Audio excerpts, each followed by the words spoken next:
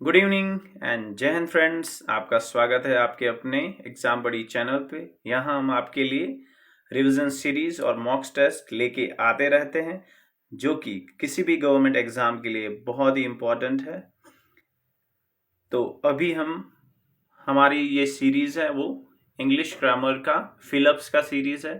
अगर आप इसको कवर करते हैं तो ऑलमोस्ट इस सीरीज में हम सारे ग्रामर को कवर कर लेंगे वन बाय वन। इसमें हमारा टारगेट है ऑलमोस्ट 500 फिलअप्स को कवर करना।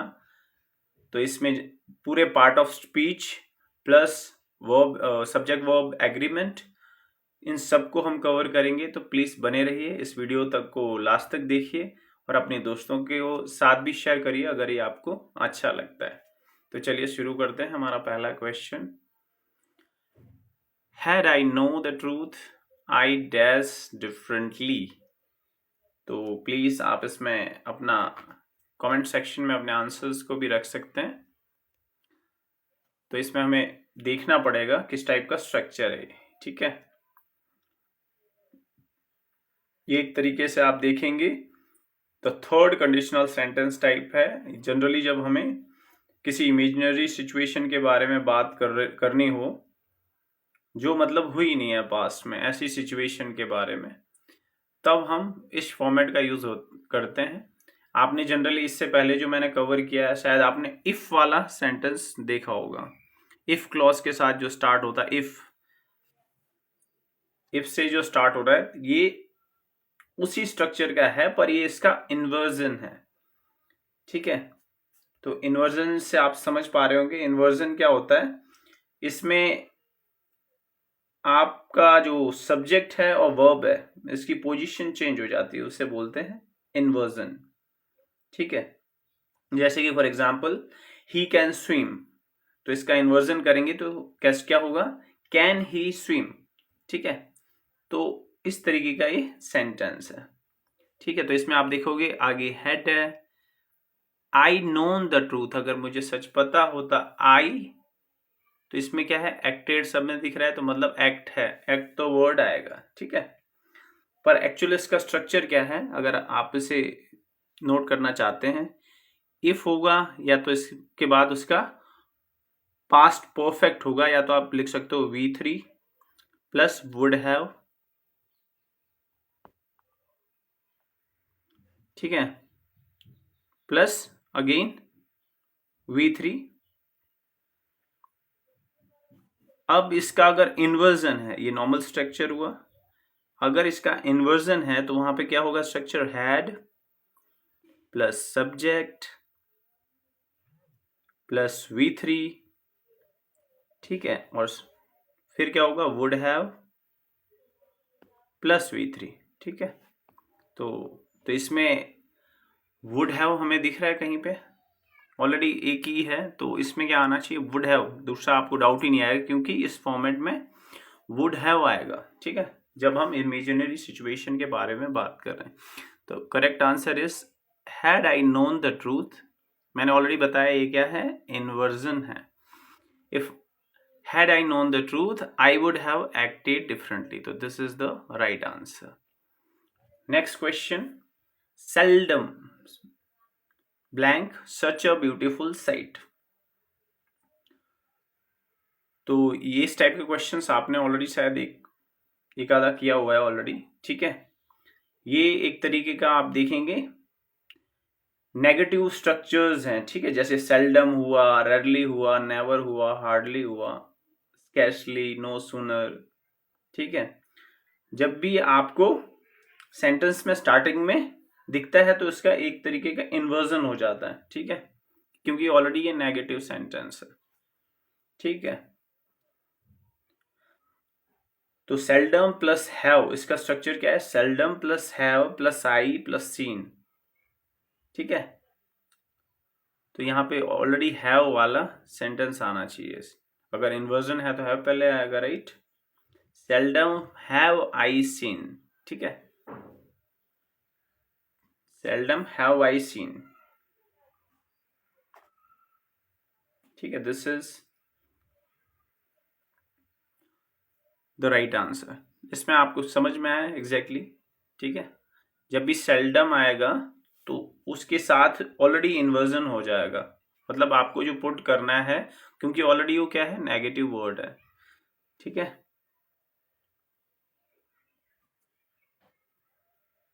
चलिए मूव करते हैं नेक्स्ट क्वेश्चन पे।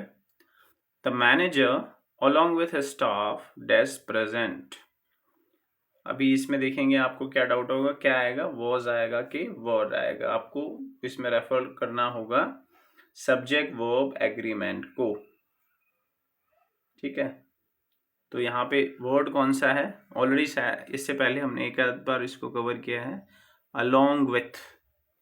ठीक है, जब भी आपको अलोंग विथ दिखे सेंटेंस में, आप नोट कर सकते हैं अपने नोट के लिए, ताकि आपको आगे के फिलअप्स के लिए काफ़ी इजी हो जाए।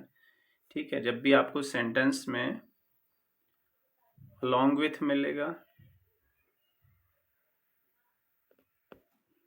या टुगेदर विथ मिलेगा,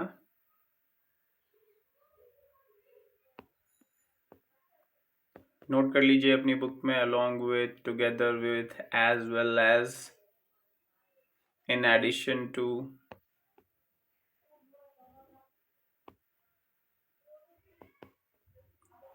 accompanied by and accompanied by।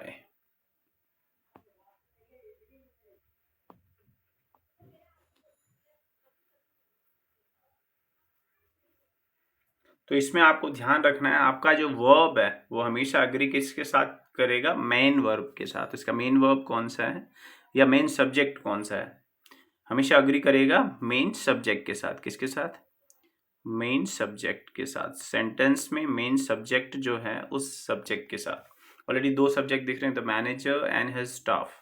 हमेशा किसके साथ वो अग्री करेगा, मेन सब्जेक्ट के साथ। ठीक है, दिख रहा है आपको। तो इसमें आप देखेंगे, इसमें सिंगुलर वर्ड आएगा। तो मैनेजर क्या है, सिंगुलर है, सिंगुलर नाउन है या सब्जेक्ट सिंगुलर है, तो इसका वर्ब भी क्या होगा, सिंगुलर होगा। तो पहला कट हो गया। ठीक है, नहीं आएगा, आर नहीं आएगा, बी नहीं आएगा। यहाँ पे अगर इज होता तो इज भी आ सकता था, वॉज है तो वॉज भी, क्योंकि कोई ऐसा कोई टाइम इंडिकेशन नहीं है इसमें अभी।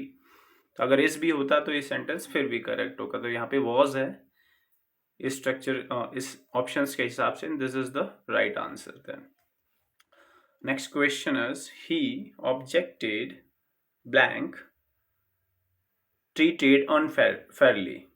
ठीक है, तो हमें इस सब्जेक्ट को, मतलब सेंटेंस को फिर से अच्छे से पढ़ना होगा। थोड़ा मैं ब्लैंक कर देता हूँ ताकि हमें समझने में आसानी हो। ठीक है, राइट।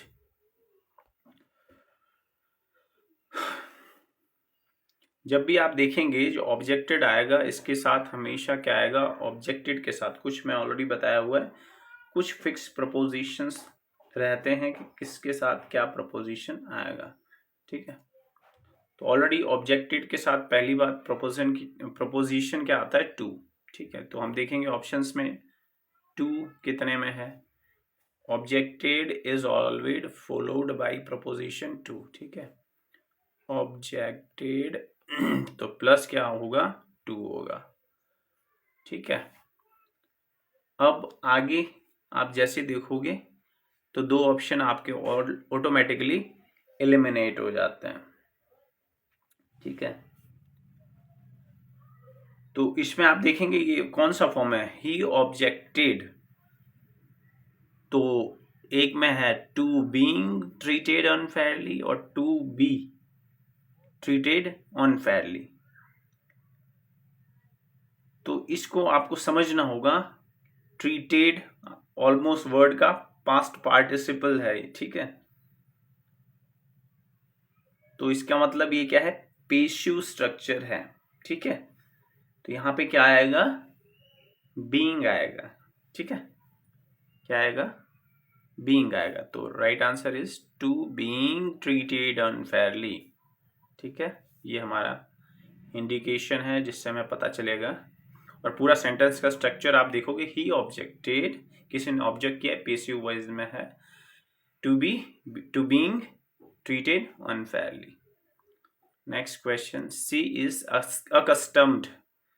अकस्टम्ड टू आपने सुना होगा, तो पहली बात ये भी फिक्स प्रपोजिशन वाला है, ठीक है। तो अकस्टम्ड टू तो पहले क्लियर हो गया किसके साथ क्या आएगा, टू। तो पहले टू दो में नहीं है तो आप इसे एलिमिनेट कर सकते हो, क्लियर। अब दो ही ऑप्शन बन रहे, she is accustomed to get up early या टू गेटिंग अप अर्ली। ये काफी कंफ्यूजिंग आपको लग रहा होगा, ठीक है। पहली बात आप इतना समझ लीजिए कि जो भी एक्सप्रेशंस यहाँ पे हैं इसके बाद हमेशा क्या है, पहली बात तो टू आएगा, अकस्टम्ड टू, ये फिक्स प्रपोजिशन है, ये आपके दिमाग में तुरंत आ जाएगा, ठीक है। और कुछ सेंटेंस हैं इसके बाद ऑलरेडी क्या आता है, वर्ब का आईएनजी वाला फॉर्म आता है, ठीक है। जैसे कि अकस्टम्ड टू, यूज्ड टू, आप इसे नोट डाउन कर लीजिए, ठीक है, क्योंकि आप रिवाइज करेंगे तो आपको ये आराम से याद रहेगा। लुक फॉरवर्ड टू, एक बार ऑलरेडी मैंने इसको लिखवाया हुआ है, ऑब्जेक्टेड टू, ठीक है, आप इसे लिख सकते हैं ताकि आपको याद रहे। जब भी ऑब्जेक्टेड टू मिले, लुक फॉरवर्ड टू मिले, यूज टू मिले, अकस्टम्ड टू मिले, वहां पे हमेशा वी वर्ब का आईएनजी वाला फॉर्म आता है, ठीक है। तो यहाँ पे आईएनजी वाला फॉर्म किस में है, सिर्फ बी में है, टू। तो राइट आंसर होगा she is accustomed to getting up early, तो this is the right answer. Let's move on to next question. If you wish, we can go little faster. The meeting has been put. जैसे यहाँ meeting के बारे में discuss हो रहा है, ये हम जा रहे हैं पुट ऑफ, ठीक है। पुट ऑफ का मतलब क्या होता है, किसी चीज को कॉल ऑफ करना है, कैंसिल करना, ठीक है। तो यहाँ पे क्या है, पुट ऑफ का मतलब क्या होता है, कैंसिल करना। क्या होता है, call of, put off same meaning है, ठीक है। तो इसका मतलब किस सेंस में यूज हो रहा है, कैंसिल के सेंस में हो रहा है। पुट ऑन का मतलब कोई चीज को ऊपर रखना, पुट अप, पुट आउट, ठीक है। तो right answer is put off, इसमें कोई आई थिंक ज्यादा डाउट होगा नहीं। Next question is no sooner had she entered dash everyone stood up. ये भी ऑलरेडी कवर किया हुआ है, स्टिल मैं आपको बार बार रिमाइंड कराऊंगा, ठीक है। ऐसा नहीं है इस बार फिल इन द ब्लैंक्स, ये कनेक्टर के पास है, कंजक्शन के पास है, ठीक है। नो सूनर के साथ देन आता है, ठीक है। ऑलरेडी हमने आपको आगे के वीडियोस में भी बताया हुआ है, तो नो सूनर को आप नोट कर लो। नो सूनर के साथ हमेशा देन आता है, कौन सा, THAN, ठीक है। TEN देन नहीं लिखना है, ठीक है। उसके बाद दूसरी चीज हमें ध्यान रखनी है, नो सूनर के बाद हेड आएगा, उसके बाद सब्जेक्ट आएगा, उसके बाद उसका पार्टिसिपल आएगा, ठीक है। पार्टिसिपल आ गया, उसके बाद उसका V2 का फॉर्म आएगा। अगर सपोज यहाँ पे no sooner dash she entered then everyone stood up, तो यहाँ हेड आता। अगर उन्होंने ब्लैंक कर दिया होता एंटर्ड के पास, तो वहां पे अभी एंटर्ड क्या है, एंटर, एंटर्ड, एंटर्ड, ठीक है। अगर इसका दूसरा फॉर्म अलग होता तो आप समझ पाते क्या difference. This is V3 verb का third form, this is V2, right. तो ये ब्लैंक होते तो भी आपको समझ जाना था यहाँ पे क्या आंसर में पुट करना है, ठीक है। Next question is the teacher made the boy dash means blank the lesson.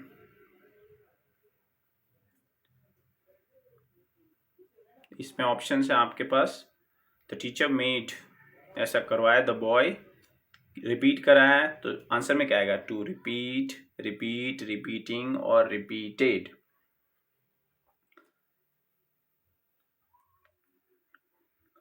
यहां पे आप देखेंगे जब भी सेंटेंस में मेक, हमें लगेगा इसमें क्या है, ये मेड क्या है, मेक का फॉर्म है, ठीक है। जब भी आपको मेक मिले या मेड मिले तो उसके बाद क्या आएगा, ऑब्जेक्ट आएगा। ऑब्जेक्ट कौन है इसमें, द बॉय, बॉय से क्या कराया। उसके बाद क्या आता है, हमेशा जब भी आपको सेंटेंस में आप इसे नोट डाउन कर सकते हैं, मेक हो या उसका कोई भी फॉर्म हो, मेक का मैड भी हो सकता है। अगर मैड हो तो उसके बाद क्या आएगा, ऑब्जेक्ट आएगा। ऑब्जेक्ट के बाद क्या आएगा, V1 आएगा, V1, ठीक है, समझ पा रहे हैं। इसके बाद क्या आएगा, V1 आएगा। ठीक है, ना 2 के साथ आएगा, ना NG के साथ आएगा, ना और कोई V2 V3 कोई नहीं आएगा। तो सिंपल यहाँ पे V1 कौन सा है, repeated, the teacher made the boy repeat the lesson, दोबारा रिपीट करने को बोला। ठीक है, टीचर ने ऐसा किया। Next question is hard work is indispensable dash success. ठीक है, वही इंडिस्पेंसिबल के साथ क्या आता है, the hard work is indispensable, 4 आएगा, 2 आएगा, विथ आएगा, 2 आएगा। ठीक है, आप सेम ऐसे स्ट्रक्चर को बार बार ध्यान रखना है। कुछ प्रपोजिशन क्या है, फिक्स्ड है, इसलिए हमने इनको इसमें इंक्लूड किया है ताकि आप प्रैक्टिस करके इनको कवर कर लें। ठीक है, तो इंडिस्पेंसिबल के साथ साथ, इंडिस्पेंसिबल के साथ हमेशा फिक्स प्रपोजिशन कौन सा है, 2 के साथ कौन से फिक्स हैं, कुछ मैं आपको लिस्ट बता देता हूँ। 2 जिसके साथ फिक्स है, जैसे कि पहला हमारा वर्ड है इंडिस्पेंसिबल। एक डिस्पेंसिबल ऑलरेडी इससे पहले हमने जो कवर किया था, अकस्टम्ड, आपका रिवीजन हो जाएगा। Accustomed to, addicted to, already अगर आप बुक्स ठीक ठाक पढ़ते हैं तो आपको ऑलरेडी, आप जैसे एडिक्टेड पढ़ोगे तो 2 ऑटोमेटिकली आपको निकलेगा, हाँ इसके साथ एडिक्टेड टू आना चाहिए। Similar to, devoted to.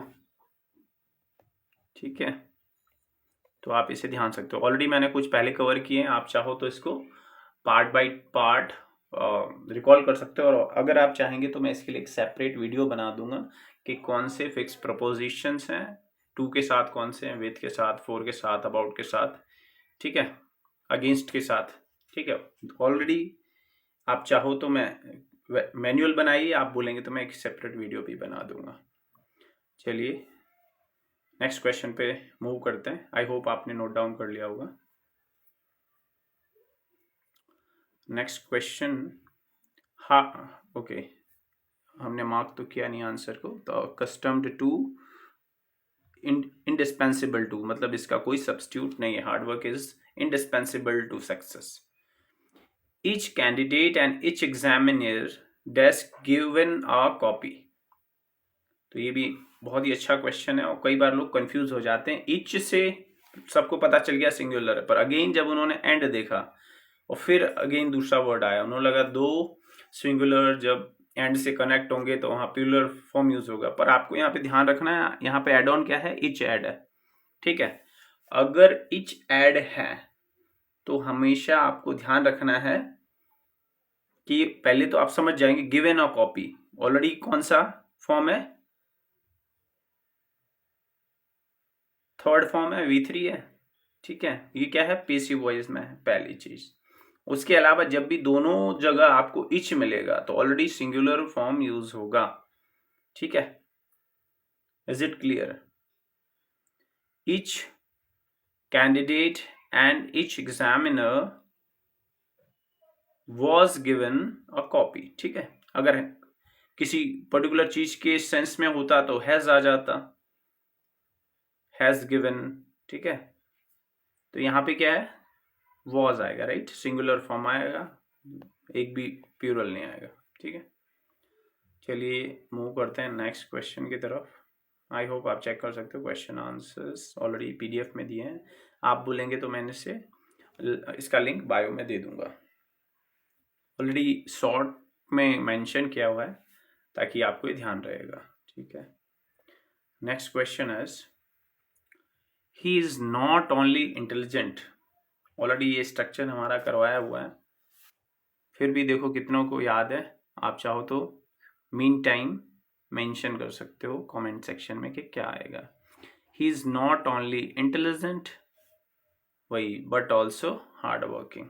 ठीक है, सिंपल स्ट्रक्चर है, सब्जेक्ट है, वर्ब है, नॉट ओनली है। ठीक है, फिर क्या आएगा, कुछ इन्फॉर्मेशन अगर एडिशनल है तो आएगा, नहीं तो बट ऑल्सो के साथ दूसरा स्ट्रक्चर आ जाएगा। वो ऐसा नहीं, ऐसा है, he is not only intelligent, पर कैसा है, बहुत ज्यादा मेहनती है। तो राइट आंसर किस में आएगा, but also. Clear, not only but also. ठीक है, next question, little dash about the surprise, ये थोड़ा अलग है। कई बार रेडली इस टाइप का स्ट्रक्चर आता है, लोग हमेशा इग्नोर करते हैं। लिटिल को हम मीन्स बिगिनिंग में देख के ये समझते हैं कि मतलब छोटे के सेंस में होगा। ये एक तरीके से का क्या है, नेगेटिव एक्सप्रेशन है, ठीक है।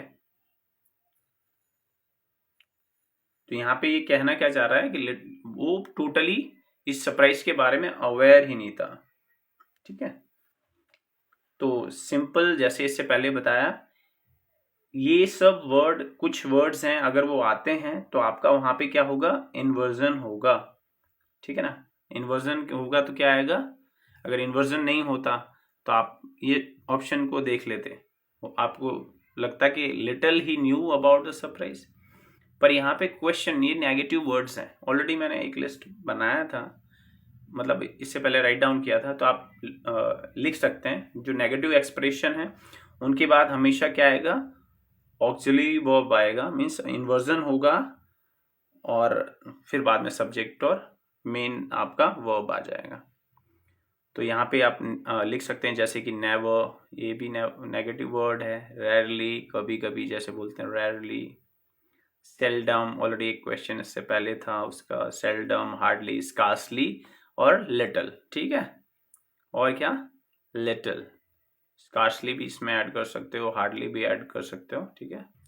ये सेम, इनके साथ हमेशा क्या आएगा, इन्वर्जन वाला फॉर्म आएगा, ठीक है। इन्वर्जन में क्या होता है, वर्ब जो सब्जेक्ट से पहले आ जाता है, ठीक है, क्लियर है। इन्वर्जन में क्या होगा, जो डिड पीछे होना चाहिए था वो क्या आ जाता है, आगे आ जाता है, ठीक है, समझ गए। तो जब भी आप वर्ड्स देखें, little, never, seldom, scarcely, hardly, इस टाइप के अगर वर्ड्स हैं तो आपको ध्यान रखना है वहां पे इन्वर्जन होगा, ठीक है। तो यहाँ पे सही आंसर हो जाएगा, did he new, did he know about the surprise. Little did he know about the surprise, उसे बिल्कुल पता नहीं था, ठीक है। Next question, the proposal is worthy. Again एक फिक्स प्रपोजिशन वाला है क्वेश्चन ये, ठीक है। वर्थी के साथ क्या आता है, जिसको अंदाजा हो इनमें से कोई एक ऑप्शन आएगा। The proposal is worthy for consideration, proposal worthy of. आपने अगर रेगुलर रीडर है तो आपको ऑलरेडी दिमाग में आ जाएगा क्या वर्ड आना है। The proposal is worthy to consideration and worthy with, ठीक है। तो वर्थी कुछ फिक्स, इसके साथ क्या फिक्स है, वर्थी ऑफ क्या आएगा, वर्थी ऑफ, अफ्रेड ऑफ। इसका आप लिस्ट बना लीजिएगा, इजी रहेगा एग्जाम में रिवाइज करने के लिए। प्राउड ऑफ, ऑफ के साथ ये फिक्स है। फॉन्ड ऑफ किसी चीज का, मैं कैपेबल ऑफ, ठीक है। कैपेबल के साथ क्या आएगा, of. Capable of, fond of, proud of, afraid of and worth of. तो राइट ऑप्शन कौन सा आएगा यहाँ पे, बी, ठीक है, worthy of. She would sooner die dash beg. Would sooner already हमने एक बार कवर किया था, ठीक है। अच्छा, वुड सूनर नहीं, वो शायद था वुड रैदर, ठीक है। वुड रैदर हमने कवर किया हुआ है। तो इसमें राइट आंसर कौन सा आएगा, एक बार आप कमेंट सेक्शन में चाहें तो ऐड कर सकते हैं, ठीक है। ठीक, तो आप ये समझ लीजिए, जो वुड रैदर है या वुड सूनर है, दोनों क्या है, मीनिंग सेम है। वुड सूनर हो या वुड रैदर हो, दोनों का स्ट्रक्चर सेम है। अगर आपने पहले स्ट्रक्चर को नोट किया होगा तो इजी होगा। इसका पैटर्न क्या है, सब्जेक्ट वुड सूनर या वुड रैदर, वर्ब का first form plus then plus first form, ठीक है। तो देन कौन सा वाला आता है, THAN, देन, इसमें मिस्टेक मत करना, ठीक है। तो राइट आंसर क्या आएगा इसके, देखिए यहाँ पे भी बैग है, यहाँ पे डाई है, दोनों V1 है, ठीक है। तो आपको ध्यान रखना है, वुड सूनर जैसे नो सूनर में आता है, ठीक है। ऑलरेडी हमने इससे पहले कवर किया था, उसी तरीके से वुड सूनर आएगा, नो सूनर इससे पहले कवर किया था, सेम वे यहाँ पे देन आएगा, राइट। दोनों में V1 आएगा। अगर कल जाके ब्लैंक आगे कर दिया जाए और यहाँ पे मतलब सपोज यहाँ पे होता सी वुड सूनर डाई की जगह पे डाई ब्लैंक होता, ब्लैंक देन बैग। ऑप्शंस में होता डाइड, डाइंग, डाइड या डाई, तो राइट आंसर क्या होगा? वी। वर्ब का first form is right answer with would sooner और would rather. Next question, the accused was found guilty dash theft. ठीक है, तो गिल्टी के साथ ऑलरेडी फिक्स है, गिल्टी ऑफ, इसके साथ क्या आता है? Guilty of. प्रोपोजिशन कौन सा फिक्स है गिल्टी के साथ? ऑफ। जैसे गिल्टी ऑफ क्राइम आप बोल लो, guilty of crime, proud of, already हमने इससे पहले लिखे थे proud of success, afraid of dogs, worthy of praise. ठीक है ना, गिल्टी ऑफ थेफ्ट ऑलरेडी जैसे आ रहा है, तो यहाँ पे क्या आएगा? ऑफ आएगा। Let's move on to next question, answers दिए हैं। He afraid already, sorry, he failed blank the examination. ये काफ़ी अच्छा क्वेश्चन है, ठीक है। अब आप बोलोगे फेल्ड इन है कि एट है, ऑन है, फोर है। फेल्ड इन का यहाँ पे आप मतलब निकालेंगे तो हम बात कर रहे हैं फेल्योर इन वो ब्रॉड एक्टिविटीज, ठीक है, लाइक एग्जाम्स, मिशन, एफर्ट्स। जब हम फेल किस में होने की बात कर रहे हैं, कोई बड़ा मिशन हो, एफर्ट्स हो, ठीक है। He failed in his attempt, ठीक है।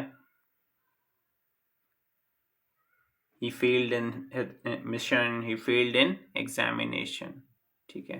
तो एग्जामिनेशन है तो उसके साथ क्या आएगा? इन आएगा, राइट। तो इन इज द राइट आंसर। तो फेल्ड एट कहाँ यूज होता है? कई बार हमें लगता है फेल्ड इन यहाँ यूज हो गया एग्जामिनेशन इन सब में, तो फेल्ड इन कहाँ यूज होगा? Failed in. तो फेल्ड इन आपका यूज होता है जब आप बात करते हैं किसी सब्जेक्ट के बारे में, सब्जेक्ट जैसे मैथ, साइंस, ठीक है, सब्जेक्ट के बारे में, स्किल के बारे में, किसी टास्क के बारे में, वहां पे क्या यूज होगा?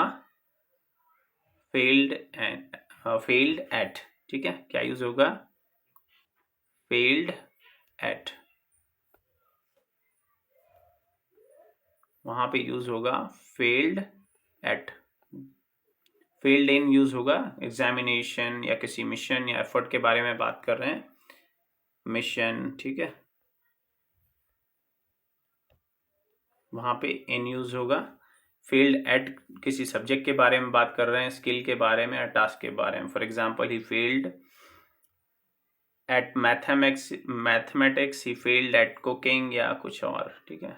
ऐसे ही आप फेल्ड ऑन को देखो तो ये बात करता है स्पेसिफिकली रिजेक्ट और अनसक्सेसफुल हम किसी चीज में होते हैं, ठीक है, ठीक है। या कंपनी, किसी कंपनी हो या कोई चीज कहीं फेल होती है किसी पॉइंट पे, या सेफ्टी स्टैंडर्ड्स में। For example, the company failed on safety standards, या vehicle failed on safety standards. जैसे हाइड्रोजन कार अभी आ रही थी, वो इनिशियली उसको ज़्यादा इसलिए लेके नहीं आ रहे थे कि सेफ्टी स्टैंडर्ड का इश्यू है, ठीक है, सेफ्टी का इश्यू है, ठीक है।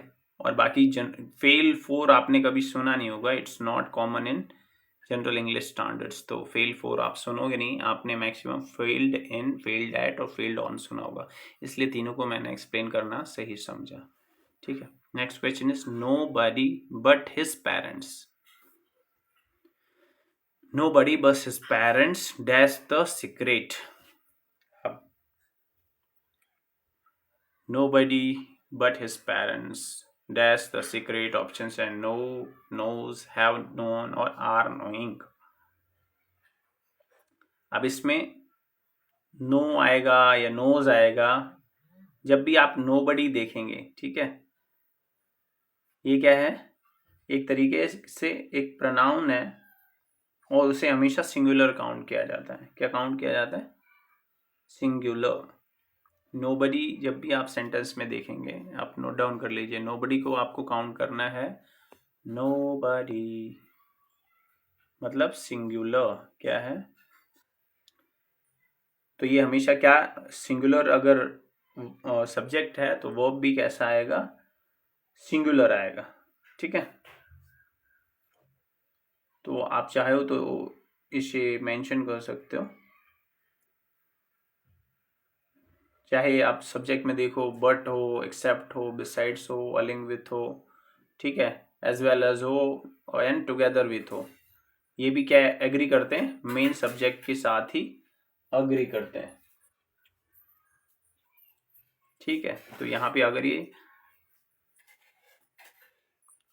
सिंपल प्रेजेंट टेंस की बात है, अगर ये सिंपल प्रेजेंट टेंस में है, अगर ये सिंगुलर है तो यहाँ पे फॉर्म आएगा एस के ई एस वाला, और एस ई एस का फॉर्म एक ही है, नोस। ठीक है, तो ये राइट आंसर है। Next question, the child was curious blank the new toy. अब क्यूरियस के साथ क्या आएगा, अबाउट आएगा, फोर आएगा, विथ आएगा, एट आएगा। तो हमेशा आप देखेंगे क्यूरियस किसी के बारे में अगर बात है, क्यूरियस किसी चीज के बारे में आप हो तो उसके साथ क्या आता है, हमेशा अबाउट आता है। ठीक है, तो क्यूरियस अबाउट का मतलब होता है इंटरेस्टेड इन नोइंग समथिंग। ठीक है, curious, I am curious about किसी भी चीज़ के लिए आप क्यूरियस हो सकते हो। I am curious about the result, about the how this machine work, about the new teacher कि कैसे वो पढ़ाएंगे, एनीथिंग। ठीक है, तो क्यूरियस अबाउट का मतलब होता है you are interested in knowing something. ठीक है, और क्यूरियस फोर आ जाएगा, क्योंकि क्यूरियस फोर भी आपने सुना होगा, क्यूरियस अबाउट हो गया, क्यूरियस फोर भी हम सुनते हैं। तो जब हम बात करते हैं अपने डिजायर की, ठीक है, तो जब हम अपने डिजायर के बारे में बात करेंगे उस टाइम पे, ये जैसे कि he was curious for information, he was curious for news of our friends. ठीक है, तो हालांकि क्यूरियस अबाउट द न्यूज होगा, ईगर फॉर न्यूज होगा, थोड़ा ही हम जो सेंटेंस के साथ देखेंगे वो थोड़ा अलग तरीके से यूज होगा। ठीक है, आपको क्यूरियस के साथ अबाउट मिलेगा, ईगर फॉर मिलेगा। ठीक है, क्यूरियस विथ भी हो सकता है, आपने अगर शायद कहीं दिखा हो, पर वो क्या है, इनकरेक्ट है। ठीक है, क्यूरियस एट आप देख सकते हो, जब क्यूरियस एट आएगा मीन्स सरप्राइज्ड और वंडरिंग एट समथिंग, किसी के चीज के बारे में हम सरप्राइज हो रहे हैं। ठीक है, he was curious at his sudden silence, they are curious about the strange behavior। ठीक है, तो विथ का यूसेज कॉमन नहीं है, नहीं यूज होता स्टैंडर्ड इंग्लिश में। बाकी एट का मैंने बताया, फोर का बताया, क्यूरियस के साथ यहाँ इंटरेस्ट की बात हो रही है, किसी चीज के बारे में हम जानना चाह रहे हैं, then this is curious about is the right answer. Next question is she had better dash और मीन्स ब्लैंक और doctor, consult, to consult, consulting और कंसल्टेड। ऑप्शंस हैं आपके पास, ही हैड बेटर। ठीक है, हैड बेटर आप देख लीजिए, यहाँ पे एक तरीके से ये सेमी मॉडल एक्सप्रेशन मतलब काम करता है, जैसे मॉडल एक्सुलरी काम करते हैं वैसे ही, किसी को स्ट्रॉन्ग एडवाइस, रिकमेंडेशन या वार्निंग के लिए बात कर रहे हैं। ठीक है, अगर हम उसके लिए बात कर रहे हैं तो इसका क्या है, subject plus head plus V1, base का मतलब V1 आएगा, बेस फॉर्म आएगा। ठीक है, तो बेस फॉर्म इसमें कौन सा नहीं है, ये भी नहीं है, ये भी नहीं है, ये भी नहीं है, कंसल्ट है, हैड बेटर। जब भी हैड बेटर आएगा तो क्या आएगा, वर्ब का, जब भी सेंटेंस में आपको हैड बेटर दिखेगा आपको V1 लगाना है, वर्ब का बेस फॉर्म लगाना है। तो यहाँ पे वही consult is the right answer, C had better consult a doctor, ये बेहतर है कि आप डॉक्टर से कंसल्ट करो। Next question is the audience dash clapping continuously. यहाँ पे ये मुझे थोड़ा इजी लग रहा है, अगर इससे पहले आपने अटेम्प्ट किया है, इसे प्रीवियस वीडियोस देखे हैं तो। ये क्या है, कलेक्टिव नाउन है। ठीक है, एक ग्रुप है, ये एज ए 1 यूनिट काम कर रहा है। किसी को अगर यहाँ पे डिफरेंट ओपिनियन की बात होती तो एज ए इंडिविजुअल काउंट करते, क्योंकि ओपिनियन अलग अलग हो जाते हैं। तो अलग अलग ओपिनियन है तो किसके अलग अलग होंगे, लोगों के अलग अलग होंगे, तो वो लोग ऑडियंस का हिस्सा है। ठीक है, we are talking about as a whole and as a one unit. When we are talking about as a one unit, that time we will use singular. और जब आप बात कर रहे हैं जैसे the audience was, singular verb आएगा तो यहाँ पे सिंगुलर इज, हाँ अच्छा, सिंगुलर इज भी है, क्लैपिंग एंड कॉन्टिन्यूसली है। ठीक है, तो अभी तो हम ये तो नहीं बोल रहे हैं, अभी हम उसकी बात कर रहे हैं। ठीक है, तो यहाँ पे the audience was clapping continuously, clap कर रही थी। ठीक है, कोई एक्शन हो रहा था पास्ट में कॉन्टिन्यूस, अभी हमारे सामने तो हो नहीं रहा। ठीक है, तो हम यहाँ पे क्या लिखेंगे, वॉज। ठीक है, the audience was clapping continuously. ठीक है, प्रेजेंट का कोई ऐसा स्ट्रक्चर यहाँ पे जो प्रेजेंट को शो करे, ऐसा कुछ यहाँ पे इंडिकेशन नहीं है, टाइम का रेफरेंस नहीं है, that is why we are using was. बाकी ये सिंपल है कि द ऑडियंस के साथ सिंगुलर वर्ब तब तक यूज होगा जब it is acting as a singular unit, talking about singular unit. Next, move on to next question. हर he prides himself dash his honesty. इसमें प्राइड्स हिमसेल्फ, प्राइड ऑन, ठीक है, प्राइड मतलब himself बीच में आ गया, बाकी प्राइड्स ऑन आएगा, four आएगा, एट आएगा कि विथ आएगा।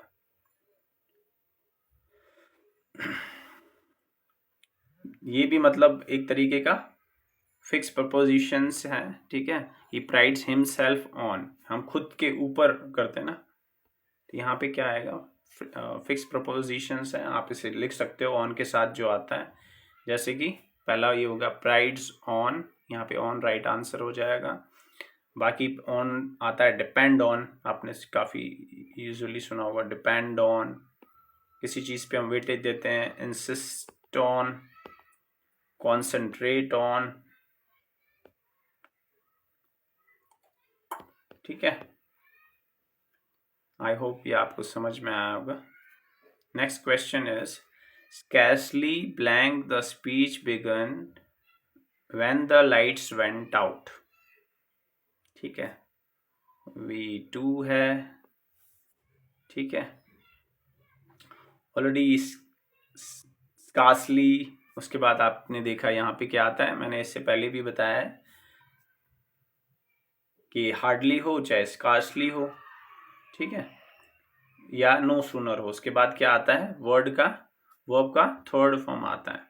यहाँ पे हमें चाहिए V3 है कोई, तो ऑब्वियसली V3 एक ही है, तो ये इजी हो जाएगा। और आप इस क्वेश्चन को किसी भी तरीके से पूछा जाता है, ठीक है, तो आप ध्यान रखना इसका पैटर्न, चाहे स्कार्सली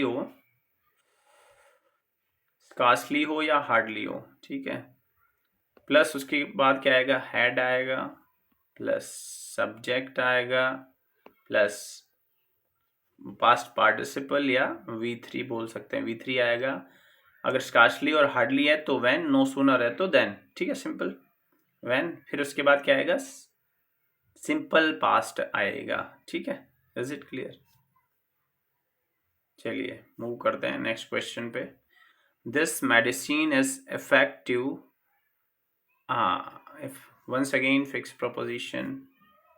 हमने इसलिए इतने सारे फिक्स प्रपोजिशन ऐड किए हैं ताकि ये हमारे लिए इजी हो, हम इसको यहाँ पे प्रैक्टिस कर लें। एक बार हम ग्रामर रूल पे जा रहे हैं, एक बार हम फिक्स प्रपोजिशन पे जा रहे हैं। इफेक्टिव, और यहाँ पे क्या फीवर की बात है, तो फीवर के खिलाफ अच्छी है ना, तो हम ये बोलते हैं ना, ये मेडिसिन फीवर के अगेंस्ट में बहुत अच्छा काम करती है।